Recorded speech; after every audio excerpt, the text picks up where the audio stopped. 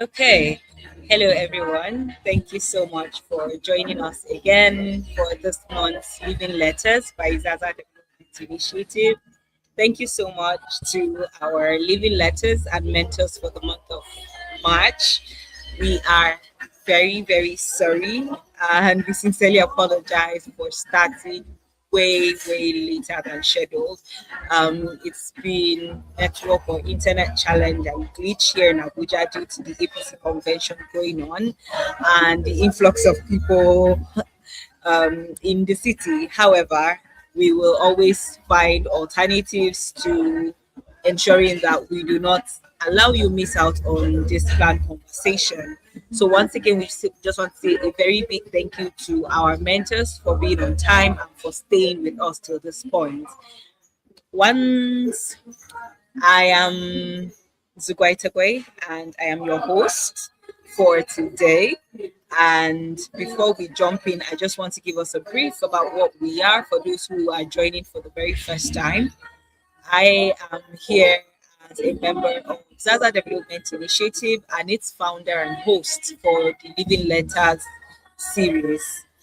Zaza Development Initiative is focused on ensuring that we promote a life of integrity and dignity, as well as equal opportunities for young people and Africans across board.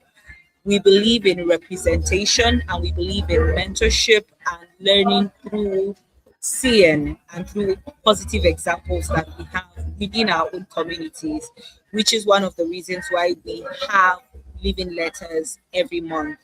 We know that there are a lot of young people asking questions about what to do, where to go, how to go about life, personal development, and also career or professional growth.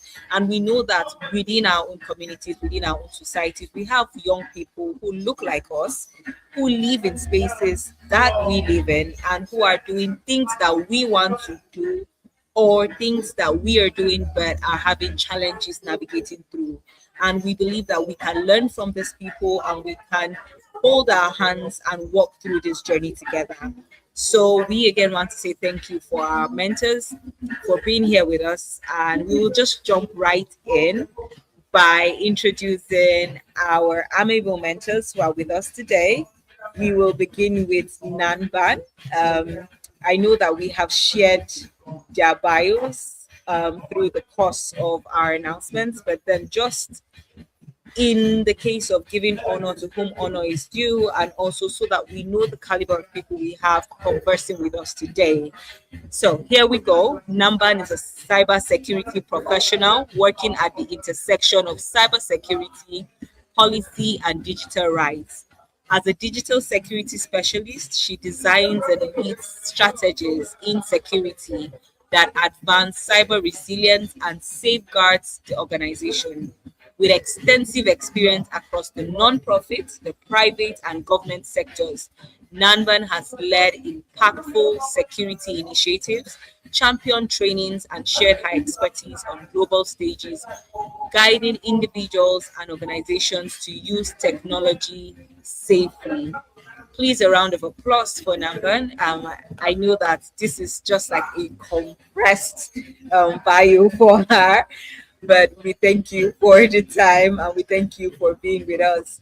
We will go to our next panelist, who is Kasaina Nkomdashe, and we will just go through her profile also so that we are familiar with the person we will be speaking with. Kasaina Nkomdashe is an independent consultant, a firm believer in the power of communication to drive social change.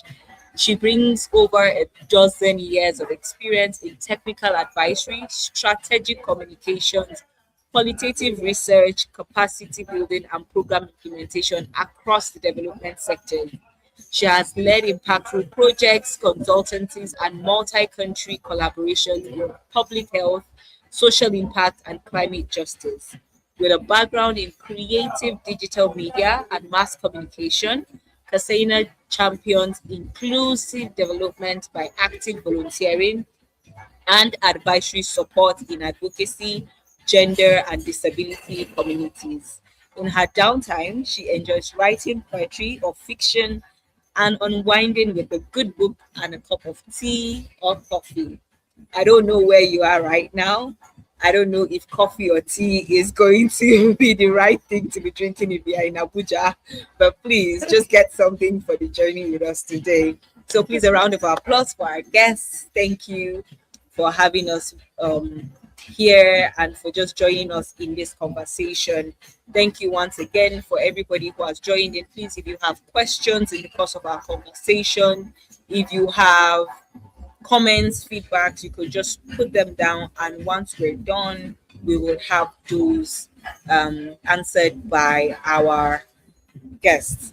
So, to jump right into the conversation, I will just introduce our questions and our starters for our guests. We're excited to not only learn from them on what they do or how they think, we also want to understand how they lead and how they navigate their journeys. So we're going to start with Kasaina this time around, and we would just like to know your career and your bio has shown us how much you have worked in the line of communications, especially in influencing development outcomes. And from your experience, we want to understand how strategic it is how strategic it is leveraging communication in social transformation and changing narratives within our communities, especially in areas like public health that you work in community advocacy. How important is strategic communication? How can we leverage strategic communication in changing narratives in our public health system and in community advocacy? Over to you.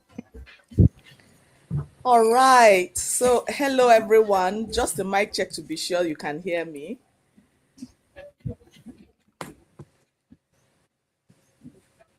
Can you kindly confirm that you can hear me, please?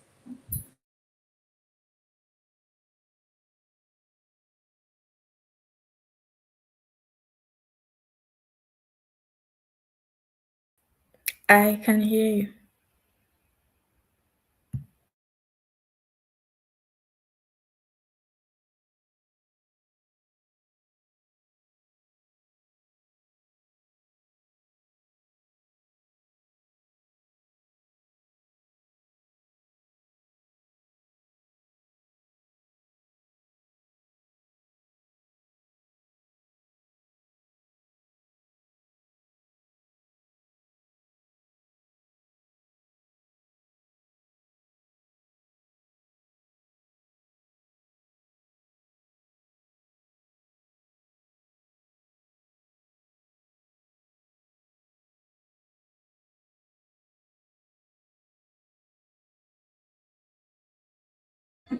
Oh, I think we lost Kasaina.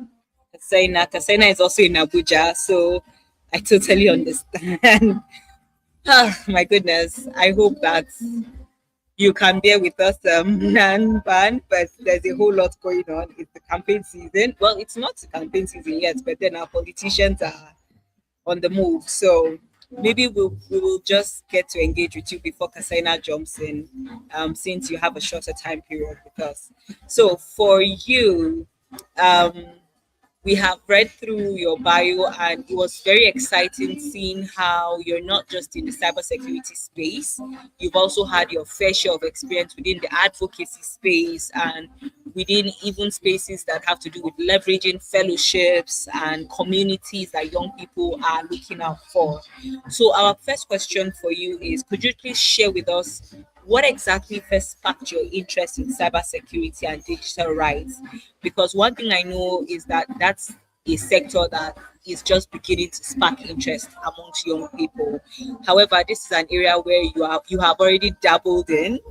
So we just really want to understand from your own area what sparked your interest in cybersecurity and digital rights, and how exactly has your journey evolved working across all sectors, because we see that you have worked across private, public, and the not-for-profit space. Please just help us understand how that has worked out for you. Thank you. Okay, thank you very much. Um, Yeah, so for me, cybersecurity was a given because that's what I studied in school. So I guess my mom would always say it was a lot of TV. I was also very interested in everything computer. But then at the point when I was supposed to go to school, I wanted to study medicine, which was what I had in my mind from like high school. Beginning of high school, I went to science class. I was going to do medicine, but I didn't get medicine. So I ended up getting, or they ended up giving me mining engineering, which was so out of context. It was just far from what I wanted. And coincidentally, in the same year, my school was starting its program and I saw cybersecurity and it was something I was genuinely interested in. My mom was like, I should go for it. And I did. So I studied cybersecurity. That's an added advantage for me. While I was in school, I really tried my best to branch out to self learn because for those people that are in Nigeria, like we know how very theoretical work can be, especially as a student studying a technical course. So I tried to branch out. I tried to volunteer with like bigger groups and organizations that were and professionals that were already in the field. I tried to use social media as a weapon of I mean, not destruction, but more like enlightenment for myself. So I tried to use social media to connect with people that I knew were ahead of me, had gone through the path, and were now working in the industry. I tried to volunteer with them, get on projects, do a lot of studying and self learning. And that was how my career skyrocketed. So that's my cybersecurity career. Now, where it intersects with digital rights, like you mentioned, not a lot of young people are really into the that bridge where there's like technology on one side and then there's policy or there's digital rights on the other side. I think for me, to be very honest, it really came through what I had access to, who and what I had access to. Access for me was the key because in my case, after trying to invest in myself, invest in knowledge, and trying to really work with people and volunteer. So for volunteering, you know that most of the opportunities you get are with non-profits. They are the ones mostly looking for volunteers. So because of this, I had access to certain people that had already gone by their career and were working in the non-profit space. So by the time I was finishing school, I didn't have what to do while I was waiting for my NYC. And one of my mentors, who is a big professional and also a doctor in the UK, like a cybersecurity doctor in the UK, was going to start her own, well, not non-profit, but her own company with a friend. They both had like extensive experience. I'm talking decades of experience, and they were going to primarily serve the non-profit community, civil society organizations, etc. So she brings me on and she's like, okay, since you're not doing anything, come and work with us and come and do this. So that kind of helped me understand more about the nonprofit space, what was happening there, how it was happening, and then apply the skills I had learned from school and from all the volunteering opportunities I've had in the past. And the rest is history till today. I'm still working very much with nonprofits, with civil society organizations, and even on a personal level, like I get to do side projects with some nonprofits as it pertains to security. This isn't a very popular pathway, especially in Nigeria. But while I was still in Nigeria, I guess it was because of my expertise, I had the opportunity to still be connected to nonprofits outside Nigeria that were dealing with cybersecurity, digital security issues. And that was what helped me out.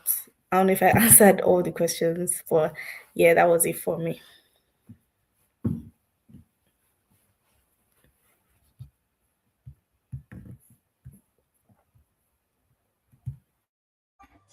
Thank you so much. Oh my God. So I could hear a lot of things from everything you're saying, and it's very inspiring. And I love the fact that, first of all, you mentioned um, thinking and dreaming beyond just what's within your space. You talked about how the social media influenced your thoughts and your ideas on cybersecurity or your interest, and how you were able to also get family support. So for me, it's just reiterating the fact that it's important. The people that we have around us are very important to where we go, what we do.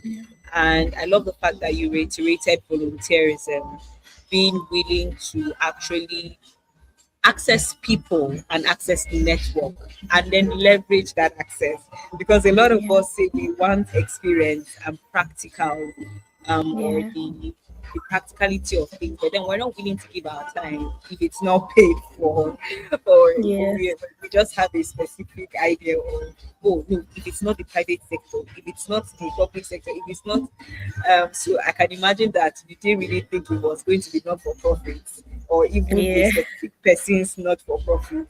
But then Yeah. I'm glad that happened, and I'm glad that we still have people who are willing to explore. And yes, you mentioned something else that caught my attention when you talked about how a lot of the things that we learn, especially in our time here, is theoretical. So for a lot of young people out there, who a lot of the courses that we're not so familiar with in our space here, um, are beginning to come up, but then we really want to get that hands-on experience. One thing that I can tell you for sure is there are people who are doing it. They may not be the large population, but seek them Yeah. out.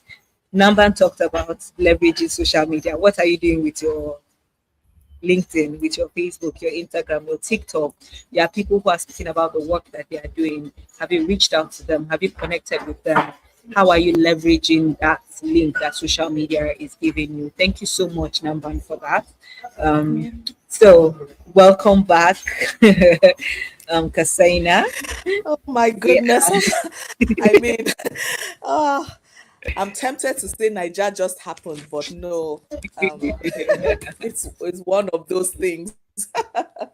Yeah, it is. But well, we're grateful that you are able to still join back. So, do we take your question again, or you will just pick up from where you started? I'll pick up from where I started. Okay. First, yeah, yeah. First of all, thank you for this platform. I think it's wonderful for us to continually have spaces where we can have conversations and learn from each other.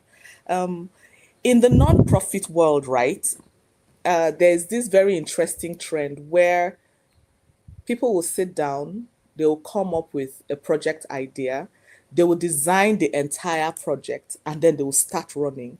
And along the line, they'll be like, oops, we forgot we need visibility, we need comms. Then they'll start running frantically and start grabbing people. Do you know how to manage social media accounts? Please come. We need a comms officer. We need this, we need that. And that is one of the reasons why in the nonprofit sector, you would find projects, regardless of the intended impact or how huge and of an investment it is, you'll find projects struggling with visibility. That is because they forgot a very crucial component. And I've always been an advocate to say that right from the inception of program design, there has to be communications on the table, because it's communications that is going to translate all of those very serious stuff into information that people can actually understand and use. And it's in that understanding that they can respond to your program or your project the way you intended in your program goals and objectives. And then that trickles down to the kind of impact that you eventually have. So, first off, communications is not the same thing as visibility. A lot of times people think that it is just come and shine the light on our project. But what communications is it's a way of looking at things. It is a way of thinking through the question of, we have this big idea. How can we break down this big idea and translate it into information that people can use to take decisions? And that sits between the realm of social behavior change, and that is complex. I'm sure we all know, for those of us who have broken our New Year resolutions by this time of the year, you know how challenging it is to change behavior. And so communications is both a science and an art. A lot of times people think about the art, the posters, the jingles, the social media skits, and they forget that the science is the foundation of the entirety of communications. So it's important to always start off with communications on the table to say, this is our idea. How can we translate it into stuff that people can actually use?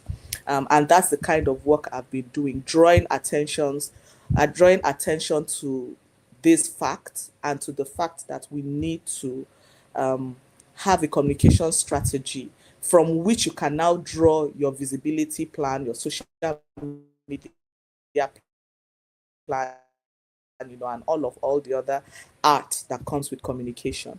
And why this is crucial is because the reason why we are putting out information, or the reason why we are communicating, is because we want to solve problems, two, draw attention to issues, three, we want people to understand what these issues are and take a certain action. So it means that there has to be deep thinking around it. And so that is why we need to think about the science of communication before we get into the art, and all the pizzazz that comes with showcasing non-profits or even brands. And that is what we try to achieve with communication for development. It is that field of study that looks at all the ways, all of the thinking, all of the theories that we can now translate into insights that we can use for our communication plan.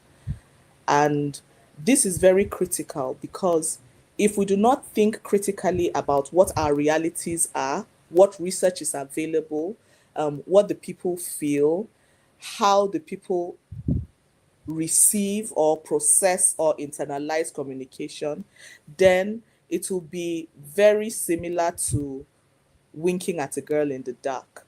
Like, you have good intentions, you really want this girl to hear you out, but there's no light, she can't see you. And at the end, your communication efforts are futile. So with communication, we need to think about the theories and the thinking behind all of the visibility outputs that we see, so that way you have that coherence across board. And so it's important to think of communication that way. And I recognize that in the era of social media, power is in our hands, you have devices.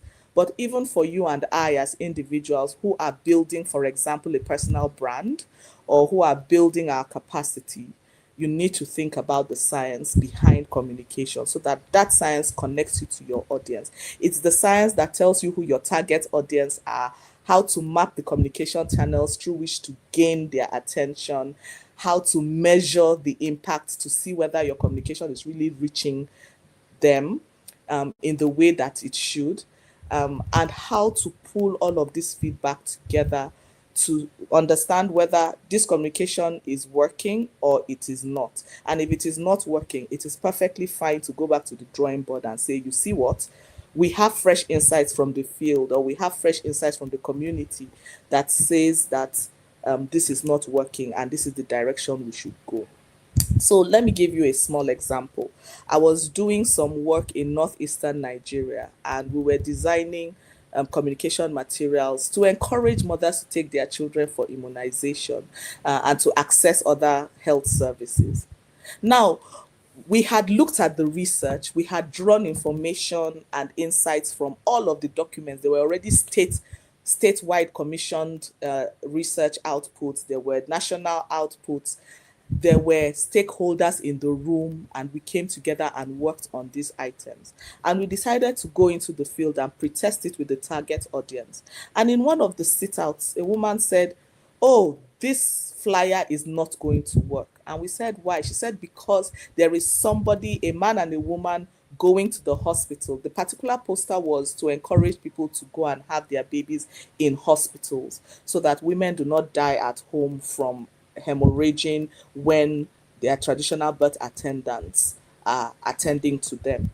And so the picture had a man and his wife, his heavily pregnant wife, they were going to the hospital and they had a box on their head. And they said, oh my goodness, in our community, a box on your head means your child is dead. So we had to scrap that entire box. So you can see that at the end of the day, communication is not about you. It's not about how you feel and how beautiful you think the graphics are. It's about the end user. Does it make sense to them? Or is there something? Is there an imagery? Is there a color? Is there something that is misfiring? And that is why communication as a science is very important and much attention has to be given to the science part of communication so that the art part can actually work out. I'll pause at this point and I hope I have responded to the questions you asked, Zugwai. Over to you. Yes, you have actually. Thank you so much.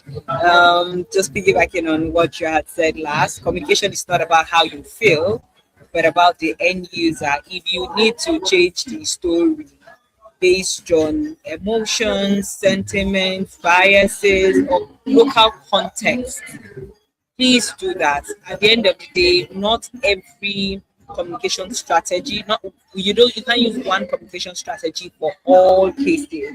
No matter what that looks like. It may be one issue, but across different communities, there are contexts you need to consider. And I love the fact that you mentioned that communication is beyond the optics. Communication is about the key messaging. What is the message that we're putting out there? So beyond the posters, the flyers, and all of the branding, what is the message that people are taking out? What is the message the people are taking out from what you think you're putting out there? And we will be sure to put communication from the design stage, not just halfway or as an afterthought. Thank you so much again, Kasaina, for that. So we will just go back to Namban.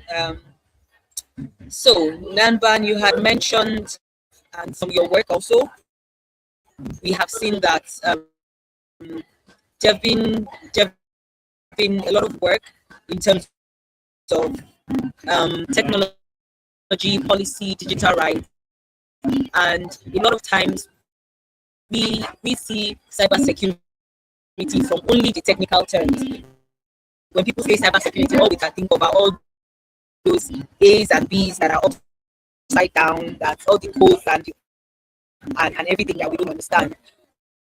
However, we want to understand how cybersecurity affects social and human rights issues, especially for the individuals and civil society organizations that we work with. What are some risks, digital risks that we overlook in our daily lives, and how can we navigate through these digital risks and safeguard ourselves? We're talking about cybersecurity and human rights issues. How can we safeguard ourselves from digital risks, and how does this impact on social and human rights also? Okay. I think I got the question. You were breaking for a bit, but I think I got the question of how cybersecurity affects social rights, human rights, beyond, the use of Yes, technology. This is always yes, an interesting one for me to talk about because I've gotten to see firsthand how you can literally be behind your computer just typing, and you don't realize that whatever you put out there in some cases may have consequences, even the ones that you would never find about. For me, I've learned that my work is not just, ensuring that devices are secure, the network perimeter is protected, or ensuring that I'm monitoring to ensure that there's no cyber attacker or there's no break-in. It's even more like ensuring that people are happy, that people are using technology safely, ethically, and transparently. When the internet was created, I had the rare opportunity of meeting with one of the founders of the internet, and I remember him telling us a story of how they were creating the internet and they had zero idea what it would become today, as many other technologies, including AI. Now, when the internet was created as a command and control system for the US military. This means that they were going to use it to send signals that will enable them control certain areas of their work online or via signals. Now, after time, they were able to expand on it, and when they saw its capability, they decided to release it in such a way that the internet becomes open.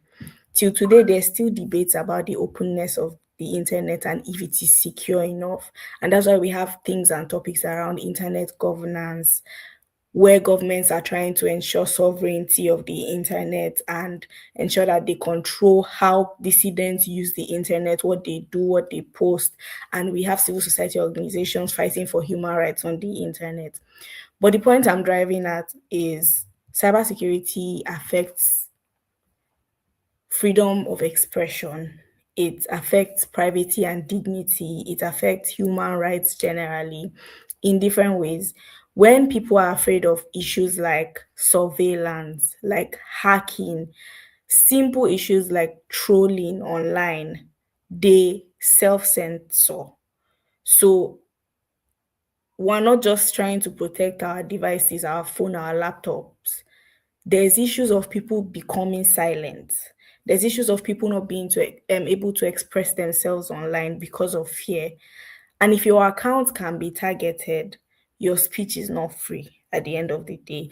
This is why journalists, activists, and nonprofits treat digital security as a human rights issue, not an IT issue. Because for them, it's a threat to their work, the things that they believe in, and sometimes even their lives. And I said it could impact privacy. Privacy is a fundamental human right. And when it comes to using technology, our identity is involved, our health data is involved, our conversations and communications, our political beliefs, our movement patterns, and our day to day is now involved in everything that we do online. So when there is a breach, there is exposure, there's humiliation, there's vulnerability to manipulation, there's also potential physical danger involved for many communities and for many individuals. It shapes our participation in society, whether we like it or not. Because in some cases, you are scared to put your money in banks online. You're scared to use government services because what if they are spying on me?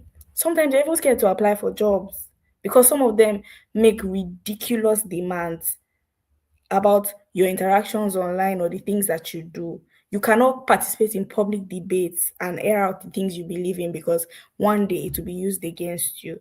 This is why I feel like security is a social equalizer because at the end of the day, it doesn't care who you are. Like things will hit you. Yesterday, there was a news going around about the director of the FBI getting hacked, and the Iranian actors have released the information about his emails, his pictures, his vacations, the banks he uses because he's Indian, I guess, the banks he uses back in India. But what I'm trying to say is it touches on everything. One of the things I've learned because of my work is you can apply security in any and every area. And that's why to become a cybersecurity professional, you don't necessarily need to be technical. You don't necessarily need to do all the technical stuff or learn all the technical things. Find your niche, find where you have your strength, find where you want to apply your work and your energy and carve it out for yourself and just niche down and do what you're doing. So cybersecurity defines whether or not technology empowers people or it controls them. In many, many cases, it determines safety of human rights defenders, women and girls, LGBTQ communities, minorities, refugees, diaspora communities. just so many people in the civil society space, things that we don't think about. Most people talk about hacking, they talk about account compromise, they talk about, big threats, and they forget things like doxing, like harassment, like spyware, targeted phishing attacks, privacy intrusions. There's like it's like a sea of possibilities when it comes to security. You just never know where and when it can hit you. And that's why we say that security is never 100%. There's never 100% security. But every day we strive to do better.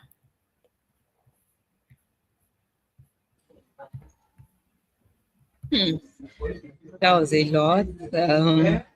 I think a lot of times we just assume that, oh, technology is the new oil in town. Oh, technology, let's leverage. Yes, there are good. There are good parts of it. There are lots of advantages, and I could still hear them when you were speaking.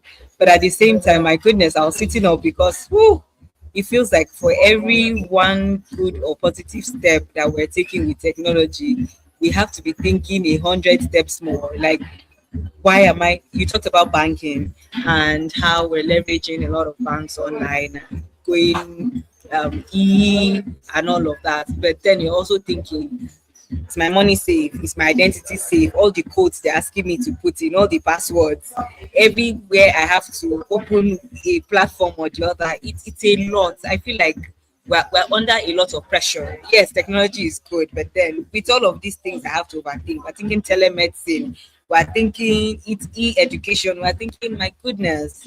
But then, thank you. I think this is also to make us sit up and be very conscious. I wanted to say health conscious, but yes, technological health or cyber health conscious. Because again, some of us are very careless when it comes to information sharing, when it comes to privacy, and when it comes to verification of platforms we engage in or what we put out there. So thank you so much also for helping us to understand that it's not about delving into every area you see everybody being engaged in. You can pick your niche and focus on it. It doesn't have to be what everybody is doing or the technical part of it.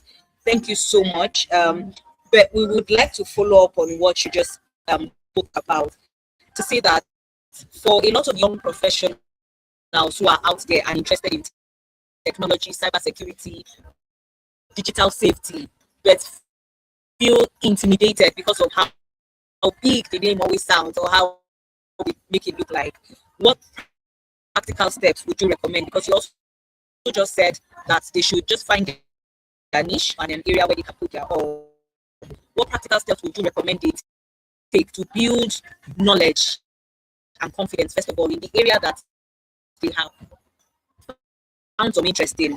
And then what specific habits can they begin to develop so that they can succeed in this field? Okay, this is a very popular one. My first response is you have to be patient. Like, if you want to embark on this journey, you have to be patient. Like, it's very different for everybody.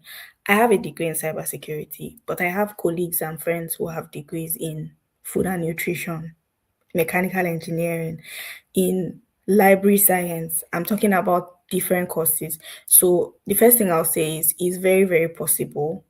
You need to push that feeling of intimidation. It is very, very possible. You don't have to go back to school to get a computer science degree. It gives you an advantage, but it's not something you cannot do. So the first thing is something you can do, it's not something you cannot do. And the second thing I would say is be ready to learn. Start small. We live in a world now where people exalt progress so much that I can write a line of code today and post online. And because I get thousands of likes and retweets, people will look at it as if I'm ahead of them by far. Meanwhile, there's people that have been working in the same field for decades that have never posted one thing about their job online. Now, because of how the younger population exalts, visibility and of course the perks that come with it, we may get pressured into feeling like we don't know enough or we're doing slow, we're working slowly or we're growing slowly. But I promise you, what matters is what you have in your head and what they cannot take from you. So if you decide today that you want to have a career in cybersecurity, let me be specific, in cybersecurity, then get up, start learning, and don't look back. Don't compare yourself with anybody. There's so much to learn, and there's so many places to get to. Some things work for some people. You might use the same pathway with somebody else. They end up getting the best out of it, and your own progress takes time. When people ask me, like, when was your big break? Like, when was it that you knew that, okay, I have made it? Or this was like the time that you knew that, oh, I'm actually a security professional? I couldn't really answer, because I know people that started learning cybersecurity. A year later, they landed their first role. Today, they are doing really good. I also know people that I went to school with and have had to go into business or something else. But for me, my own growth was very slow and progressive. And I like to tell it like that, because at many points in my life, I knew the things I was capable of, but I didn't have access to those things yet. So I just kept moving, I just kept doing. Wherever you are, however you're learning, just do it and do it well. That's one thing that has helped me, and that's one thing that has kept opportunities coming my way. Because with the little knowledge I had, I still found a way to implement it in the most random way, even in volunteering, like I said earlier. So start with the absolute basics, take your time and learn. Take free courses. Like, there's free information so much. And I think that one thing about our generation is we want to be guided so much, and it's hard. You can't There's the ratio of learners to teachers is very far apart. So you have to take initiative and help yourself. Use the free things that you have, milk them as much as possible, and then you get to a point where, okay, you might need guidance and you might need someone to hold your hand. Hopefully there'll be people around you, or people you can reach out to. People will not help you if they don't see your willingness. And in this day and age, willingness also comes with, what have you done? What have you learned? What have you checked online? If you come to my DM and tell me, I want to be a cybersecurity professional, one of the first things I'll tell you is, okay, have you done your research? What do you know about it? And if you act lost, I'm very sorry. There's no way I can really help you, because Google is there, YouTube is there, Instagram, even on Instagram and Facebook that we use, there are influencers and there are professionals that are posting about things daily. So help yourself, because the level to which you can grow yourself and maybe have a block or pause, that's literally where someone will be very happy to pick you up. Another thing I'll say is, yeah, apart from taking free learning paths, pick a direction and don't rush yourself. I mentioned this earlier. If you see something that you really like and you feel like you have a strength in, niche down. Don't be scared. Like, Nigeria will whine you because, of course, like, it's harder to practice and all those things. But somewhere out there, your expertise is needed. So niche down and really, really hone in on those skills. Master one thing. I know that they'll say tomorrow that blockchain is the new big thing. Next tomorrow is AI is this. If you are onto something, make sure you learn it and you learn it very well before you move on to the next thing. Learn by doing. So just keep doing. Do what you're doing well. If you are in communications, work hard at it and do it well. Identify areas where maybe you can fuse your skills, like your security skills and then your communication skills, and just do it. Like, you can do it as a volunteer work. You can identify an organization, even in church. Like, I did that. I used to talk about security, like, in church, to people in schools around me. I used to do all those little, and today when I look back and I see how much it has compounded, like, I know that those are some of the things that I boldly talk about as a part of my experience. So join communities and mentorship spaces. Like we said earlier, use your platforms well. Like, are you just watching reels on Instagram? There are so many learning communities. There are so many cybersecurity communities, even in your schools, even with developer groups. Use your time well, use the spaces that you have well, and just don't be in a hurry. Don't pressure yourself. That's what I think. Those are the gems I can drop. Thank you so much. My goodness, that was packed. It was packed. Learn by doing, leverage learnings and platforms. Be patient. Be patient. Don't think that the people who post online just sat down and they did abracadabra and it happened. They've been doing a lot of work in the background that you're not seeing. Thank you so much. I know that you can hear the noise. It's raining heavily, so I think the internet challenge we've been having, Kasaina, is a combination of a lot of things. So now it's a heavy downpour. But thank you so much, Nanban. I know that you might have to go real soon, so we really Yeah. appreciate your time on the call. We really appreciate Thank your you. contributions, and we will definitely be following up with you. And we are sure that our mentees and also people who will watch this will still reach out to you at some point or the other. So thank you. We really appreciate you, and we look Thank forward to you. engaging you further. All Thank right. you, Zikwe. Thank you, Kasaina. It was nice to meet you too. Thank you. Thank you. Hi. All right. It So was we will lovely just learning from you. Well done. Thanks for sharing. go back to Katrina for our conversation. And for Katrina, we know that you have worked across multiple sectors and done a lot of collaborations with organizations. We want to understand from you the from cultural perspective, what important lessons have you learned working effectively with diverse communities and partners and teams? Because working cross culture means that you've gotten to work with so many people and so many organizations and partners. What what has it been working with them, and what lessons have you learned working with these diverse groups of people, and how can we as emerging professionals build that cultural awareness as we work across sectors?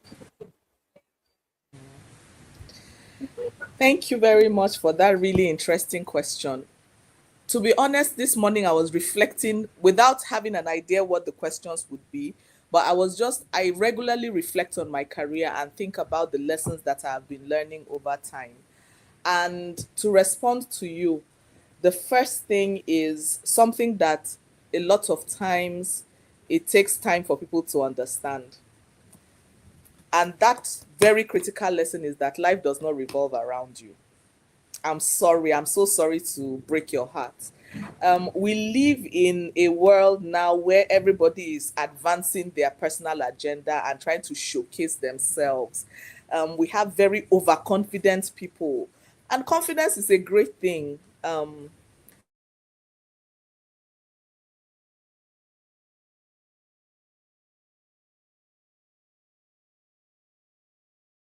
But at the end of the day, think about what, for example, a mango tree. Have you ever seen a mango tree eating its own fruit? Have you ever seen an orange tree guzzling down some orange juice? It's you and I that perch under mango trees, orange trees, and grab their fruits, and it is beneficial for us. So, what does that tell us? That whatever career we're pursuing, whatever gifts and talents that we have, they are actually not for us. So it is not about us. They are actually supposed to be channeled to the service of other people. So please, let's get over ourselves. One of the best gifts you can give yourself as an individual is humility. Recognizing that there is more to life than you in the equation, and also recognizing that you have so much to offer and you have to keep learning.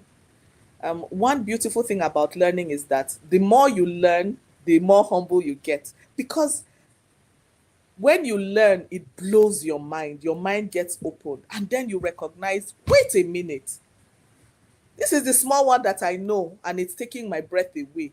Imagine how much more I do not know. So please, your gifts and talents are not about you, they're about how you can serve others, and you have to keep learning. You have to develop an insatiable appetite for learning. So you can never get to the mama I made it point when it comes to learning. I'm sorry. I mean, there is just so much vast knowledge. So we never really get to that point where you can say you made it, because we are not all knowing, we are not infinite, we are human, and that is fine. So some of the things I've had to learn is I've had to learn how to learn. Um, I've had to learn how to stay humble and stay curious. There's a difference between professional curiosity and judgment. So you can ask someone, "Oh, um, can you walk me through how you view the role of a woman in your culture?" And then they'll be happy to walk you through their culture and where they are coming from. They are going to happily walk you through that, as opposed to, in this your culture sef, you people are somehow. Why do people treat women like second class citizens? Do you think that someone you have spoken to in that tone, in that condescending manner, will be happy to open up and speak with you? Definitely not. When you are curious, it helps you frame your language more consciously. So one thing we also have to learn a lot is how to pause and reflect. Like, before you say that thing that has formed in your head, before you run it through your mouth, please process it. Please process it through filters. Because the same way you do not want someone to speak to you in certain manner is the same way you shouldn't also speak to people in condescending manner. So learn how to speak to people in a way that frames them as active contributors and collaborators in knowledge creation. Avoid the temptation to feel that, oh, I have a certificate, I went to school, you did not go to school, so I know stuff more than you. Don't ever kid yourself. The reality is that everybody is very well educated. Some have been educated through a formal education system, but some have gone through the school of life. And you cannot beat someone's lived experience. So be curious. Be curious. Does your education give you an edge? Not really. The idea behind education is to help us frame how to think critically. For me, that's what I see education to be. It helps you think about frameworks through which you can question, through which you can be curious, through which you can frame conversations and think critically till you arrived at a desired output.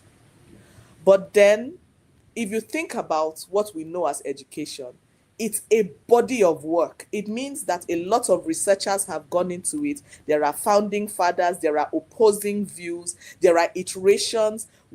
Every single field has emerging thoughts, has emerging theories, emerging approaches. So what does that tell you? It tells you that the body of knowledge is not static, and so you can't afford to be. So stay curious, always pause and reflect. Um, Speak to people with humility and not with condescension. Remember that we all work together to co create knowledge. You do not know it all. And so it's important to work with people and co create knowledge by asking the right questions, by thinking around scenarios, by thinking of case studies, by asking those critical questions, those difficult questions, by creating safe spaces where people are comfortable enough to share what they know with you. Because unless you create those spaces, everybody will just be staring at you. There are times that there was an intervention I was part of that they called me into. The team that had been working with the group were getting no responses at all. Like, they will ask them questions, the people will just nod and say, eh. They'll say, okay, what do people think about this? They'll say, whatever you think, go ahead, you know. And they kept saying that.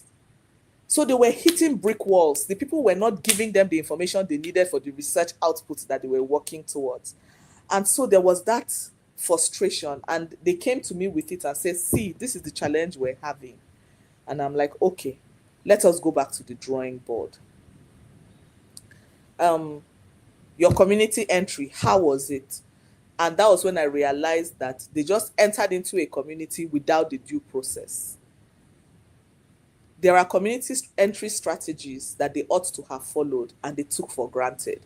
So they just entered into the community and went and started attempting to gather people and speaking with them without following the proper channels. And so, because the people themselves knew that they hadn't done the right thing, they were also unresponsive, because that means that you have disrespected them, you have disrespected their community realities and their nuances.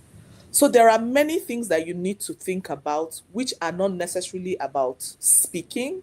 They are about observation, the non-verbal cues, the non-verbal aspects of communication. Things like, how do you dress when you reach out to somebody, or when you go to a community? What tone are you maintaining? And by tone, I mean, what is the volume of your voice and what is the intensity behind your voice? There are times that you would find people having misunderstanding. And one person said something, the other person is enraged. But when you listen to it, you're like, but the person was just asking you a question. What was annoying the other person is not that the person asked the question, is the way they said it. So there are many things to think about. And so we need to think about that when we're working together with people. Um, I'll pause at this point and just find out if there are things that Zugwai would like to further pick on. But for now, these are the things that come to my mind, and I hope they help. Thank you.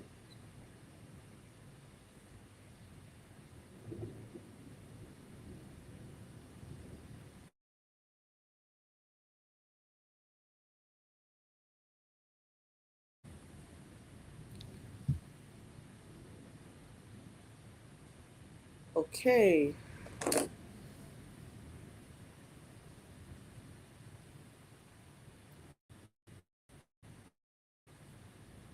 Okay, so what I can tell is, number one, it's raining. If you are in Abuja and environs, it's raining, and I suspect that has affected um, the network.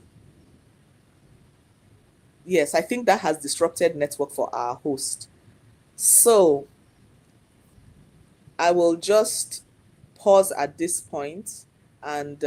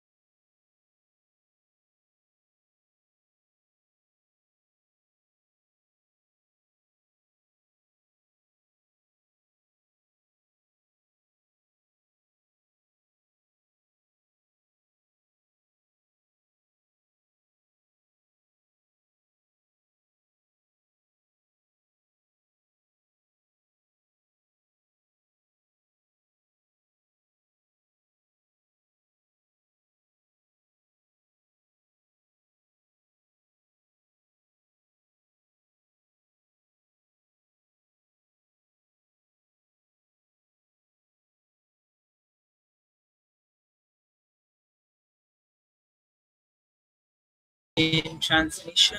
Our network has been very unstable as a result of the rain, which is really Kasaina is also having a serious network challenge.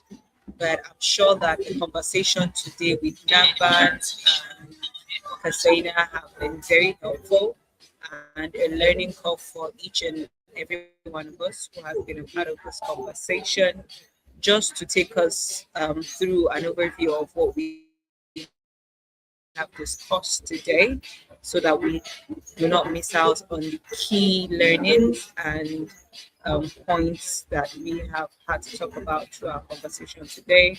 We had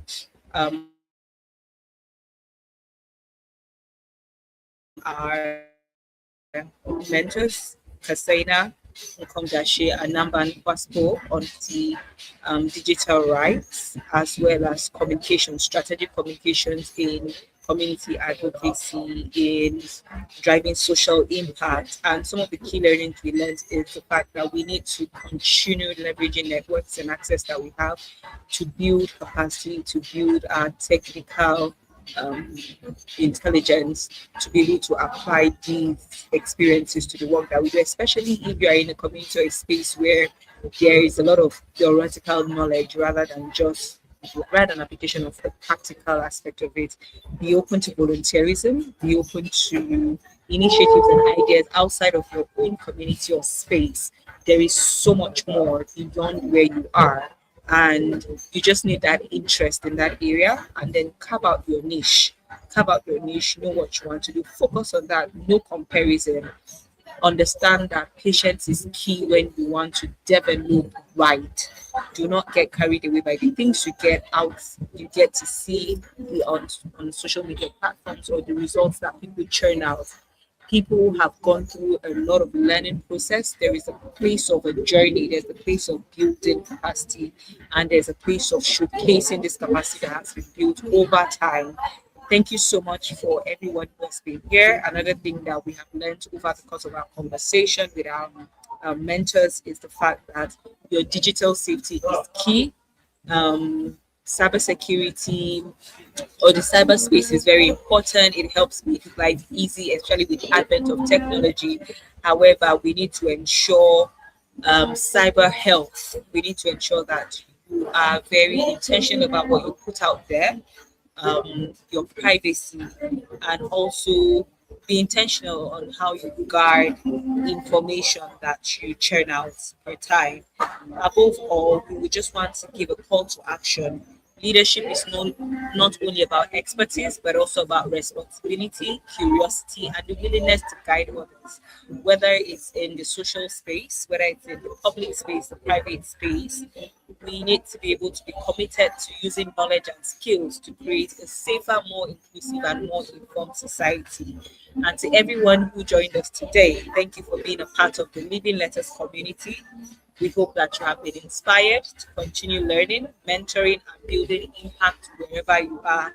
We look forward to hosting you and seeing you at the next session of Living Letters Mentorship Series by Zaza Development Initiative. My name is Subaitagoy. I remain your host for this monthly series, and I wish you a good rest of the weekend. Ciao.